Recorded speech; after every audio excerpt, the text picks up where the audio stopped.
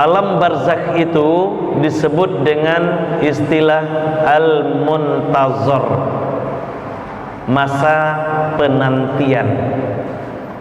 Masa penantian. Jadi alam barzakh itu waiting room, Pak. Masa-masa kita menunggu pengadilan Allah Subhanahu wa taala nanti di padang mahsyar. Apa yang akan kita lakukan di saat al-muntazar itu? Apakah kita akan bersantai-santai, berleha-leha? Ternyata tidak, Pak Ibu.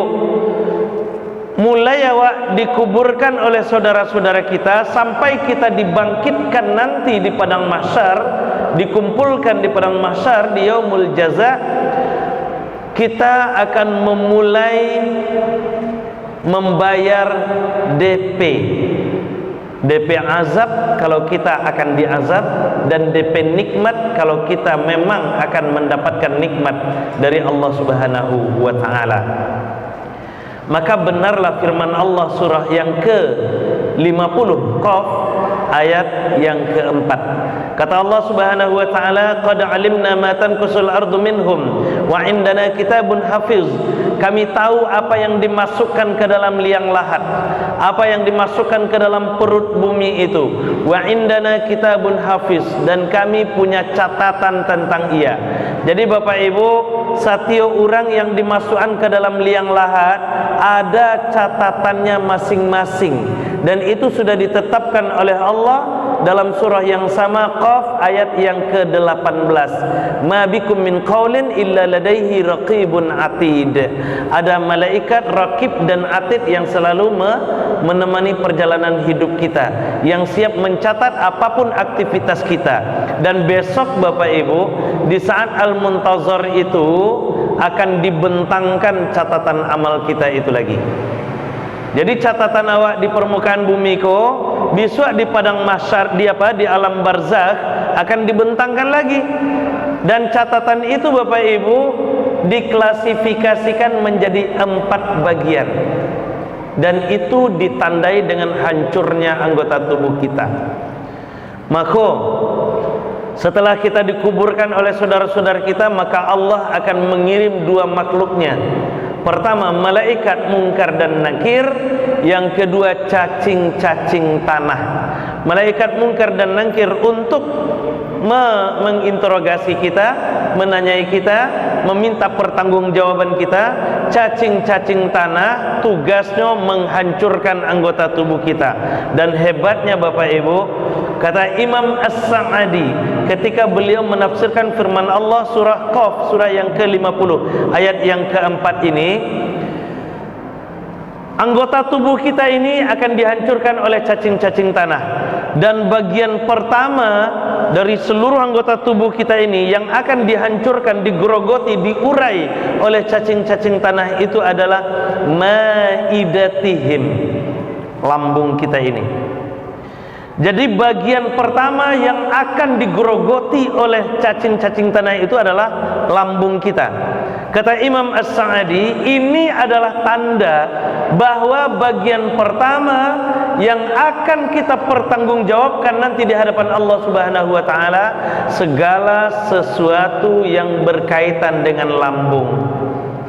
Apa yang awak masukkan ke dalam lambung awak?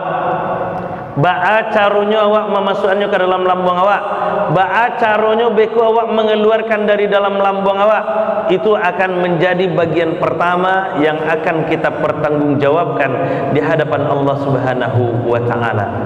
Bapak Ibu, semuanya sudah dituntunkan oleh Allah, baik di dalam Al-Quran, juga sudah dituntunkan oleh Rasulullah di dalam hadis-hadis beliau. Apa yang akan awak masukkan ke dalam lambung sudah ada tuntunannya. Surah Al-Baqarah ayat 168, kemudian surah Al-Baqarah ayat 172. Kata Allah, wahai manusia, makanlah apa yang ada di permukaan bumi ini yang halal dan baik. Di ayat 172 Allah sampaikan, wahai orang-orang yang beriman, kulu min thayyibati ma razaqnakum, makanlah yang baik-baik saja dari apa yang dirizkikan kepadamu.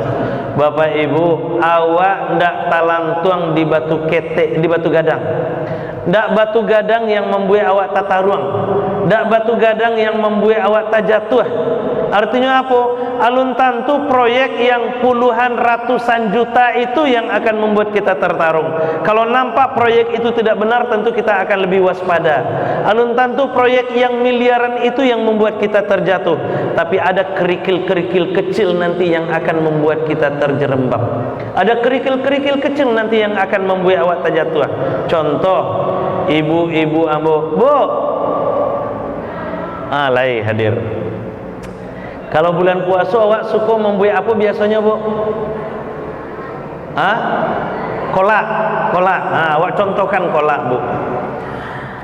Lah awak bali lengkap-lengkap bahan kolak tu. Awak bali ubi jalanyo, pisang batunya, dalimonyo, cinduanyo. Kalau kau pakai cindua, gula sakanyo, gula anaunya, kemudian karambianyo untuk santan. Lah awak bawa pulang, awak cincang-cincang, awak berasihan, awak potong-potong, awak masak jadi kolak. Pas kolak tadi sedang tajarang, Pak Bu. Kolak sedang tajarang, lupa daun pandan kurang. Caliak kamu ke rumah tidak ada daun pandan. Caliak ke samping daun pandan pun tidak tumbuh.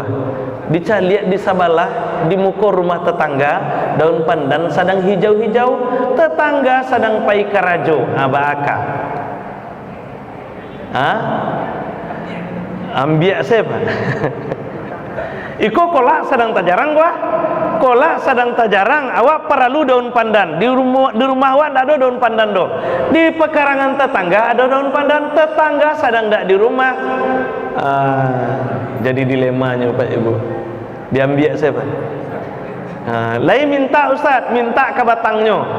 Bu, minta daun pandan 2 layo, ambillah. Awak yang minta, awak lah ngecen ambillah. Padahal daun pandan kok di parak tetangga kok, di halaman tetangga kok.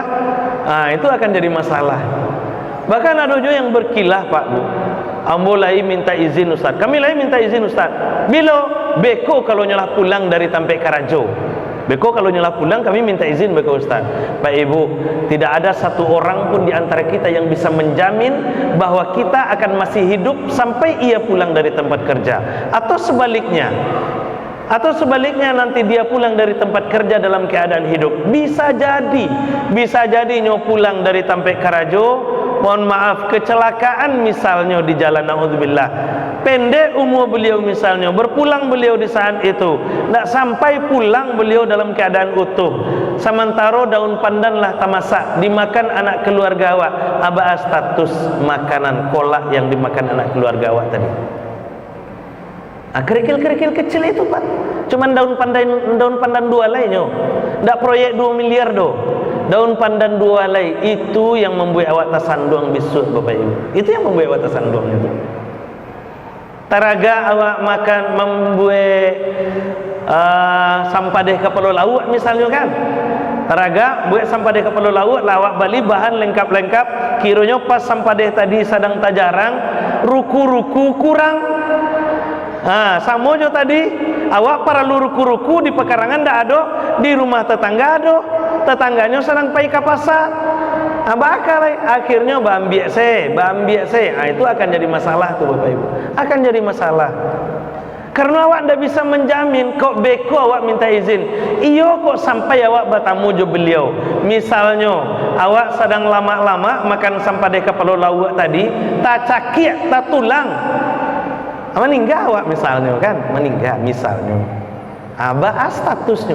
Bila awak akan minta izinnya, bahas status makanan yang dimakan oleh anak keluarga kita itu atau yang sudah terlanjur kita makan tadi, itu akan jadi masalah. Maka Bapak Ibu sekali lagi, ndak batu gadang yang membuat awak tata ruang. Daun pandanan 2 lay, ruku-ruku 2 tangkai, daun kunyi 2 lay, apa lay? Daun jeruk 3 lembar, sarai sabatang, itu nan membuat awak tata ruangnya Pak. Itu yang membuat awak tata ruangnya acoknya. Kadang tanpa kita sadari, kadang kita anggap itu hal-hal kecil, tapi itu akan membuat kita bermasalah. Kenapa? Karena sudah ada tuntunannya. Kalau ada tuntunannya, maka pasti nanti ada tuntutannya. Pasti ada tuntutannya nanti. Kapan tuntutannya? Di saat al-muntazar itu. Nah itu. Jadi apa yang awak masukkan ke dalam lambung, syaratnya 2, halalan thayyibah. Pastikan bahwa yang akan masuk ke dalam lambung kita itu adalah sesuatu yang halal dan baik. Itu. Kemudian ba'a caronyo awak memasukkan ke dalam lambung awak, Bapak Ibu, itu juga sudah ada tuntunannya. Ada tuntunannya. Makanya keluarlah hadis Rasulullah, hadis Muslim nomor hadis 2019 dan hadis Muslim 2024. Di 2019 Rasul sampaikan, la ta'kulu bisyimal fa inna syaitan ya'kulu bisyimal. Jangan makan dengan tangan kiri karena setan itu makan dengan tangan kiri. Di hadis 2024-nya Rasul sampaikan, la yashrabanna ahadukum qa'iman. Jangan makan, jangan minum sambil berdiri. Sambil tagak tangan kiri. Itu pantangan di dalam agama kita. Sudah dituntunkan di dalam ajaran agama kita. Sudah dipedomankan, disampaikan oleh baginda Rasul sallallahu alaihi wasallam. Tapi betapa banyak kita lihat Bapak Ibu yang makan di tangan kiri, makan sambil tagak, banyak itu. Awak makan tangan kiri, tangan kanan Pak Ibu? Kanan, alhamdulillah. Contoh kecil lagi, kita ambil contoh kecil aja. Makan bakwan contohnya. Makan bakwan tangan kiri, tangan kanan Pak Bu? Kanan, alhamdulillah. Kiranya makan bakwan pakai lado kutunya tangan kiri, tangan kanan. Nah, kan kanai juga jadinya. Nah itu. Dan ciek bakwan tu tidak cukup ciek lado kutu roh, 3 lado kutunya Pak. 3 lado kutunya. Makan di tangan kanan ciek, makan di tangan kiri 3. Itu kalau ciek bakwan sekali duduk ampe bakwannya 2 balik lado kutunya. 2 balik awak makan di tangan kiri. Banyak juga jadinya Pak. Itu baru sekali duduk tu Pak. Itu baru sekali duduk. Dalam hidup awak tidak akan kurang 100 bakwan lewat tu. Kalau 100, 300 lado kutunya. 300 kali awak makan tangan kiri. Banyak jadinya Pak Ibu. Itu baru bakwan. Alun risolesnya lain, alun pastelnya lain, dan segala macam. Makan bakso, begitu juga. Makan bakso lagi pakai tangan kanan sendoknya, makan minyo, bahkan minum kuahnya. Tapi baksonya tusuk pakai garpu tangan kiri, masuk lewat pakai tangan kiri. Sate kayak gitu juga, lagi pakai sendok, makan lontongnya pakai sendok, tapi satenya kadang-kadang masuk pakai tangan kiri. Anak-anak ambo yang suka makan sate carocok, carilah tuh Bapak Ibu. Beko pulang tarawih itu nampak tuh tukang sate di muka. Makan sate carocok. Makan sate carocok tangan kanan tangan kiri Pak Ibu. Lahi tangan kiri walaupun dia sambil tagak juga, sambil berjalan juga. Sambil jalan Pak, sambil tagak. Makan tangan kanan ya, tangan kanan. Makan satenya tangan kanan, ketupeknya tangan kanan, keripiknya tangan kanan, tinggal kuahnya. Akhirnya kuahnya tadi yang dalam carocok baton tangannya tangan kiri. Lewat juga tangan kiri kok jadinya Pak. Ikut juga berpartisipasi di tangan kiri kok. Nah itu Bapak Ibu. Sambil tagak, awak makan sambil tagak, sambil duduk Pak Ibu. Ibu-ibu mau tagak atau duduk makannya? Duduk, alhamdulillah. Pai ibu belanja ke pasar beli lanse. Lai mani lanse apa ko? Lai, cuba lah ibu. Awak cuba berdudukan atau sambil tagak saya baik. Karena juga jadinya. Sambil tagak. Sambil tagak. Bacubo tuh, lanse bacubo, jeruk bacubo, apa lagi? Beli rambutan bantu itu juga, bantu itu Pak Ibu. Beli lengkeng bacubo juga, pakai kadang-kadang sambil tagak pakai tangan kiri loleh. Itu luar biasa Pak Ibu. Sudah ada tuntunannya, hadis Muslim 2019 dan 2024. La ta'kulu bisyimal fa inna syaitan ya'kulu bisyimal. La yashrabanna ahadukum qa'iman. Ketika ada tuntunannya, maka nanti pasti ada tuntutannya. Tuh, itu yang kedua. Yang ketiga, ba'a caronyo awak mengeluarkan dari dalam lambung awak. Itu juga sudah dituntunkan di dalam hadis Rasul. Mengeluarkan dari atas, misalnya lewat mulut, meludah saja Pak Ibu, meludah. Itu kan banyak kasus-kasus meludah itu. Dan sudah ada hadis riwayat At-Tirmizi nomor 16. Kata Rasulullah sallallahu alaihi wasallam, "Al-basqu 'anit tariqati af'alaiha ratmuha." Hadis At-Tirmizi nomor 16. Meludah di jalan itu adalah sebuah kesalahan dan kita akan dituntut karenanya. Banyak awak calik Pak Ibu. Jangankan di jalan, sambil naik onda meludahnya. Sambil naik onda Pak. Sedang kancang-kancang naik onda, tabatua meludah saya dari atas Honda tuh, tabang-tabang ludahnya. Kawan di belakang tak pakai helm. Kawan di belakang kan, aduh kawan di belakang naik Honda, lo tak pakai helm. Pas kawan kau sedang menguok lo. Kan kacau tuh jadinya kan. Kacau jadinya. Maka kasadonya harus kita pertimbangkan. Walaupun itu mungkin menurut sebagian kita itu hal-hal yang kecil saja. Yang kecil. Jadi itu makanya meludah itu ada tuntunannya, hadis At-Tirmizi nomor 16. Kemudian lewat bawah juga seperti itu Pak, lewat bawah juga seperti itu. Maka keluarlah hadis riwayat Abu Daud 5236 nomor 5236. Kata Rasulullah sallallahu alaihi wasallam, kalau kamu akan buang air maka cari tempat-tempat yang tertutup. Kalau kamu akan buang air maka cari tempat yang tidak ada lubang, karena dikhawatirkan ada hewan di situ. Pak Ibu, banyak juga wak caliak yang kasus pelanggaran hadis ini. Kadang-kadang di balik bungo saya nyoba dek kawan, di balik batang kerambi saya nyolapehan dek kawan. Kalau di rumah, oke, di rumah awak ada WC, awak pergi ke WC. Tapi pas awak pergi ke luar kota mencari WC payah, akhirnya balapehan saya di balik batang kerambi ya Pak. Di bawah batang kerambi aku kiranya samui sedang bercengkrama jo keluarganya, jo anak-anaknya sedang megalui-galui samui tadi, awak buang air di situ. Bagi awak iyo sakete Bapak Ibu, bagi samu je banjir Nabi Nuh tu mah angin lo kan. Itu makanya hati-hati, jangan sembarangan. Sudah ada tuntunannya. Maka kalau akan buang air cari tempat yang tertutup, cari tempat yang tidak ada lubang, karena dikhawatirkan ada makhluk yang teraniaya. Kalau Allah memuliakan, walaupun mungkin menurut awak samui itu tidak barago, tapi Allah sudah memuliakannya, Rasul ingin menjaganya, makanya keluar hadis Abu Daud 5236 itu. Kalau tidak akan mungkin Rasul menjaganya, mengeluarkan hadis seperti itu. Maka kalau Rasul menuntunkan, kewajiban kita mengamalkannya. Masuk kamar kecil, dahulukan kaki kiri baca doa.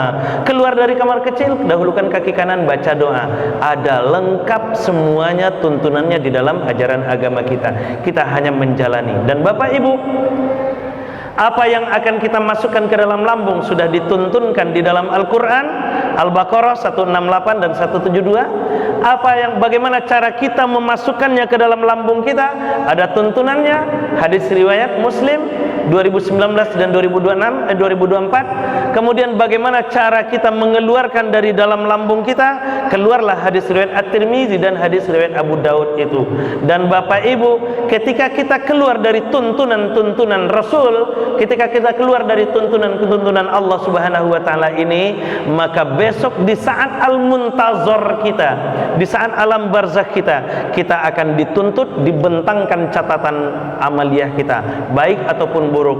Apa tanggal sekian bulan sekian buang air di balik batang kerambi, ada catatannya tuh Pak. Ada tuh. Ibu fulana tanggal sekian bulan sekian makan rambutan sambil tagak, ada tuh catatannya tuh Bu. Besok awak akan mempertanggungjawabkan. Maka sebelum pertanggungjawaban itu datang, mari kita perbaiki catatan-catatan kita itu. Kita isi catatan-catatan amaliyah kita itu dengan catatan-catatan amal terbaik kita, sehingga alam barzakh kita, al-muntazar kita yang itu tidak singkat, karena kita tidak tahu kapan kiamat itu datang, bisa kita lewati dengan indah tentunya. Tapi kalau tidak, tentu alam barzakh al-muntazar ini akan kita lewati dengan sangat mencekam. Bapak Ibu, barangkali karena waktu yang membatasi kita, ini sajalah dulu yang bisa kita bicarakan pada pertemuan kali ini. Mudah-mudahan ada manfaatnya buat kita bersama. Mohon maaf apabila ada kesalahan dan terima kasih atas perhatiannya. Alhamdulillahirabbil alamin. Subhanakallahumma wa bihamdik asyhadu an la ilaha illa anta astaghfiruka wa atubu ilaik. Assalamualaikum warahmatullahi wabarakatuh.